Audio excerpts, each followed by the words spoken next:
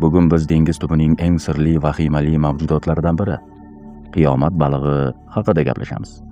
Nega bu baliq qirg'oqqa yaqinlashsa butun dunyo xavotirga tushadi? Faktlar. Bu baliq asosan okeanning 1000 metrgacha chuqurligida yashaydi. Uni odamlar juda kam ko'rishadi. Gigant. Uning uzunligi 3 metrdan 15 metrgacha yetishi mumkin. Bu esa uni dunyodagi eng uzun suyakli baliqqa aylantiradi. Tabiiy ofat darakchisi. Yaponiya afsonalarida dengiz xudosi saroyidan xabarchi deb atashadi. Aytishlaricha, u qirg'oqqa yaqinlashsa, tez orada kuchli zilzila yoki tsunami sodir bo'ladi. Ilmiy izoh. Olimlar baliqni yer qatlamlari elektromagnet o'zgarishlariga sezgirligi tufayli yuqoriga chiqishini taxmin qilishadi. Lekin bu hali to'liq isbotlanmagan.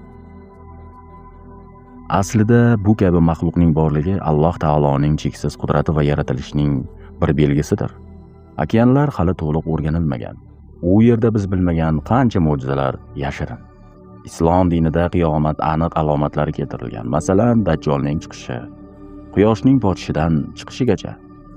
Garchi bu baliq diniy matnlarda bevosita alomat deb atalmasa-da, u bizga tabiatning naqadar qudratli ekanini va har bir hodisa Yaratganning izni bilan bo'lishini eslatadi azizlar.